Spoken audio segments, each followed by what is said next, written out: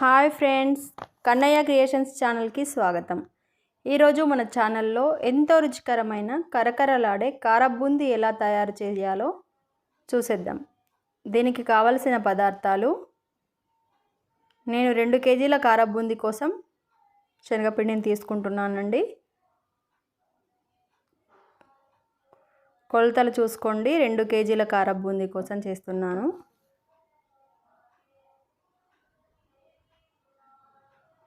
ఈ డబ్బాతో 3 డబ్బాల శనగపిండి వేసుకుంటున్నానండి. రెండో డబ్బా వేస్తున్నాను.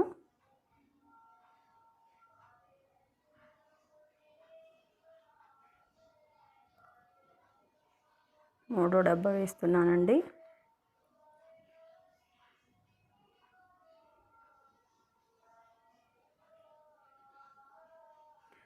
కొద్దిగా బియ్యం పిండి వేస్తున్నాను, బూందీ కరకర రావడం కోసం. ఇందులో 2 చెంచాల ఉప్పు, ఒక 3 చెంచాల కారం,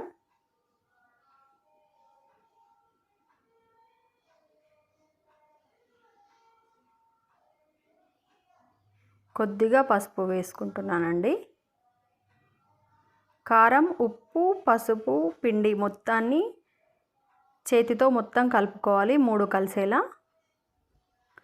ఈ శనగపిండిని గరిట జారుగా కలుపుకోవాలండి. ఇది చిల్లుల గంటెతోటైనా పూసనేయచ్చు, లేదా స్టీల్ గిన్నె, హోల్స్ గిన్నె ఉంటుంది చూడు మన ఇళ్ళలో, దాంతో అయినా చేసుకోవచ్చండి బూందీ.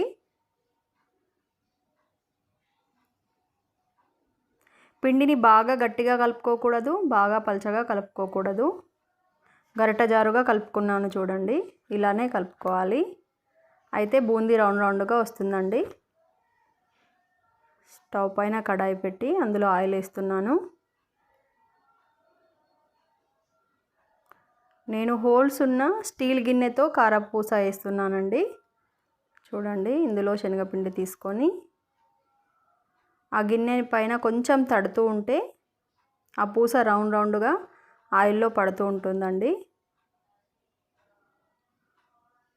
నెమ్మదిగా తట్టాలి.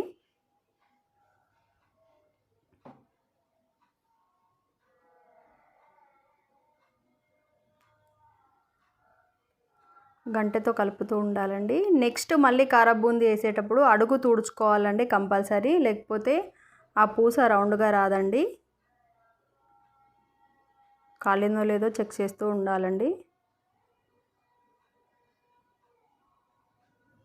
గంటలో వేస్తే అదిగో ఇలా సౌండ్ వస్తే కాలినట్టేనండి. కాలింది బూందీ.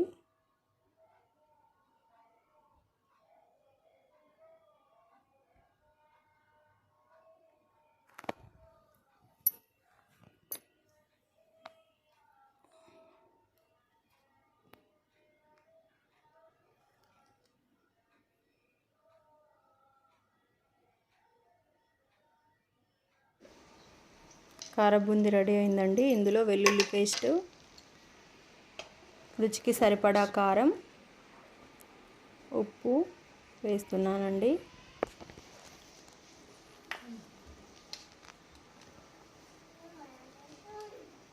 ఇందులోనే వేరుశనగ గుళ్ళు వేసుకోవాలి, కరివేపాకు వేసుకోవాలి.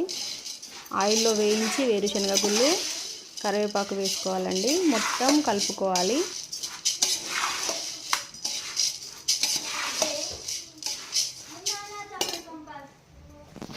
ఇదిగోండి, వేరుశనగ గుళ్ళు వేస్తున్నాను.